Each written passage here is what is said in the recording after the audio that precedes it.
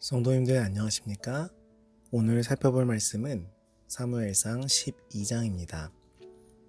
사무엘상 12장은 왕을 세운 후 이제 정치 일선에서 물러나는 사무엘의 마지막 권면입니다. 먼저 사무엘은 자신의 삶에서 모본이 되지 못한 것이 있으면 알려달라고 말합니다. 누구를 속이거나 압제하거나 재물을 빼앗았거나 뇌물을 받은 일이 있으면 말해달라고 칭합니다. 그런 일이 있으면 다 보상하겠다고 하는 것입니다. 그런 일이 없다는 백성의 대답을 들은 후에야 비로소 사무엘은 백성들을 책망하고 권면하기 시작합니다. 삶이 모본이 되지 못하는 지도자는 남을 책망하거나 권고할 자격이 없는 것입니다. 사무엘은 하나님께서 그들을 애굽에서 구해내사 가나안 땅으로 인도하신 일과 사사시대에 사방의 원수로부터 구해내신 하나님의 은혜를 열거하고, 그럼에도 불구하고 하나님을 잊고 살아가는 백성들의 배은망덕을 책망하고 그 위에 왕을 요구하는 죄를 더한 죄가 큼을 밝힙니다. 그러나 사무엘의 책망은 위로와 격려로 끝납니다. 하나님께서 그의 백성을 버리지 않으실 것과 사무엘 자신도 그들을 위한 기도를 쉬지 않을 것을 약속합니다. 3절에 내가 여기 있나니 여호와 앞과 그의 기름 부음을 받은 자 앞에서 내게 대하여 증언하라. 어릴 때부터 늙어 머리가 휘어질 때까지 사사와 선지자, 제사장으로 활동해온 사무엘은 이제 백성들 앞에서 그의 봉사가 공의롭고 깨끗했음을 인정받고 싶어 했습니다. 그것은 공로를 인정받고 싶어 하거나 그의 행위를 자랑하고자 하는 것이 아니었습니다. 새로 세운 왕과 백성들 앞에서 참된 삶의 원칙을 가르쳐주고 싶어서였습니다. 또한 모범적인 삶을 살지 못한 사람이 다른 사람을 책망할 수는 없는 일이었습니다. 그런 책망은 허공에 울려 퍼지는 공허한 소리에 불과할 것입니다. 뿐만 아니라 사무엘이 구체적인 예를 들어가며 지도자가 잘못하기 쉬운 죄들을 열거한 또 하나의 이유는 새로 택함을 받은 왕에게 교훈을 주기 위함이었습니다. 사울 왕이 사무엘의 모본을 따랐더라면 하나님께 버림을 받지 않았을 것입니다. 6절에 사무엘이 백성에게 이르되 모세와 아론을 세우시며 너희 조상들을 애굽 땅에서 인도하여 내신 이는 여호와이시니, 여호와께서 과거에 베푸셨던 특별한 은총을 언급하고 있습니다. 사무엘은 출애굽 구속 사건에 근거하여 과거 미천했던 이스라엘에 대하여 여호와 하나님께서 베푸셨던 크신 은총을 언급함으로써 백성들이 자신들의 참된 왕을 버리고 또 다른 왕을 요구한 사실이 얼마나 배은망덕한 행위인가를 깨우쳐주고 있습니다. 하나님께서 이제까지 이렇게 은혜롭게 은혜를 베푸시며 그들을 인도해 오셨는데 다른 왕을 요구하는 것입니다. 이스라엘 백성들은 어떻게 이렇게 하나님의 인도하심을 잘 잊어버릴까요? 그런데 이런 이스라엘 백성들의 모습은 결코 우리의 모습과 다르지 않음을 기억해야 합니다. 우리도 우리의 삶 가운데 하나님의 인도하심을 경험합니다. 그리고 금방 잊어버리고 다시 넘어지곤 하죠. 곰곰이 생각해 본다면 우리도 그리 다른 사람들이 아님을 알 수 있습니다. 그런데 사무엘은 백성들을 향한 마지막 권면에 다른 어떤 것이 아닌 하나님을 잊지 않기를 권면하고 있습니다.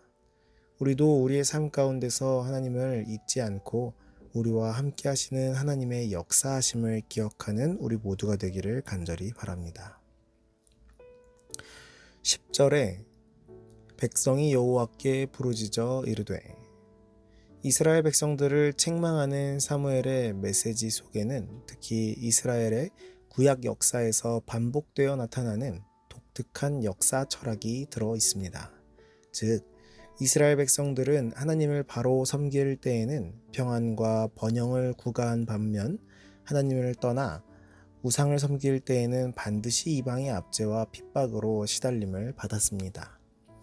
그런 맥락에서 10절도 이스라엘이 환난을 당한 까닭은 하나님을 망각한 그들의 영적, 도덕적 범죄 때문이었으며 그들이 환난에서 벗어날 수 있었던 요인은 하나님께 대한 온전한 회개였음을 보여주고 있습니다. 결국 사무엘은 여기서 이 같은 사실을 강조함으로써 이방에 대한 자신들의 패전 원인을 열방과 같은 왕과 조직된 군대의 부재에서 찾았던 이스라엘 백성들의 어리석음을 질책하고 있는 것입니다. 전쟁에서의 패배 원인, 이것은 우리의 삶 가운데서도 동일하게 적용됩니다. 우리의 영적인 전쟁에서의 승리와 패배는 우리가 하나님께 온전한 회개로 나아갔는가 아니면 하나님을 망각했는가에 있습니다. 여호와를 우리의 장군으로 모시는가 그렇지 않은가에 우리의 승패가 달려있다는 것입니다. 우리가 우리를 위해 친히 싸워주시는 여호와 하나님을 버리고 열방과 같은 다른 왕을 우리를 위해 세운다면 그것이 바로 영적 배신 행위라는 것입니다. 이스라엘의 왕정 제도는 처음부터 하나님의 기쁘신 섭리와 뜻에 따라 이루어진 것이 아님을 분명하게 사무엘은 이야기하고 있습니다. 17절에 오늘은 밀 베는 때가 아니냐. 팔레스타인의 경우 밀 베는 때는 대개 4월 셋째 주부터 6월 둘째 주까지로서 이때는 비가 전혀 내리지 않는 건조기입니다. 따라서 사무엘의 이 같은 언급은 다음에 나오는 기상이변이 오직 여호와의 초자연적인 현상임을 입증코자 함이었습니다. 이것은 분명 뇌성을 동반한 폭풍우였을 것입니다. 여기서 우레는 고대인들에게 여호와의 진노의 목소리로 여겨져 큰 두려움의 대상이 되었습니다.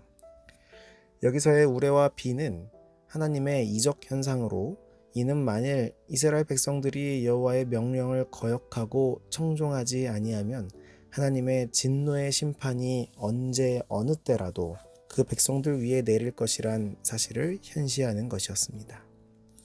밀 베는 때에 내린 우레와 큰 비는 백성들을 두렵게 하기에 충분했습니다.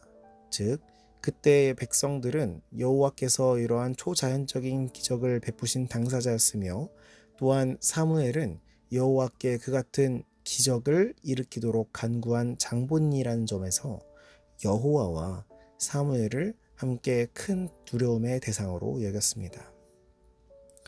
그런데 이 두려움과 경외는 백성들이 여호와는 물론 여호와의 선지자들에게도 반드시 가져야 할 마음의 자세였습니다. 그러나 백성들이 두려워하는 것을 보고 사무엘은 의기양양해하거나 백성들을 협박하지 않았습니다. 그는 백성들을 낭만과 공포 속에 두기를 원치 않았습니다.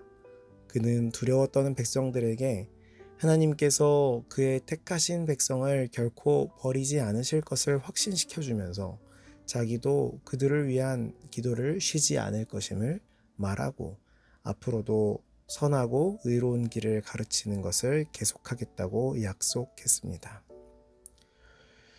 오늘 우리는 말씀을 통해 사무엘의 마지막 권면을 살펴봤습니다. 사무엘은 평생 하나님의 뜻에 순종하며 살아왔습니다. 그리고 마지막까지 백성들로 하여금 하나님을 바라보게 하기 위하여 권면하고 기도했습니다. 배은망덕한 사람들에게 복수하거나 고소해하지 않고 오히려 용기를 주고 기도해 줄 것을 약속하는 사무엘의 모습 가운데서 우리는 그리스도인의 모습을 보게 됩니다. 우리 모두 사무엘의 권면처럼 하나님의 축복과 그분께서 나를 위하여 행하신 위대한 일들을 회고하면서 오늘 하루를 시작하게 되기를 간절히 바랍니다. 오늘은 청년반 김희영 청년을 위해 기도하도록 하겠습니다. 하늘에 계신 아버지, 오늘은 청년반 김희영 청년을 위해 기도합니다.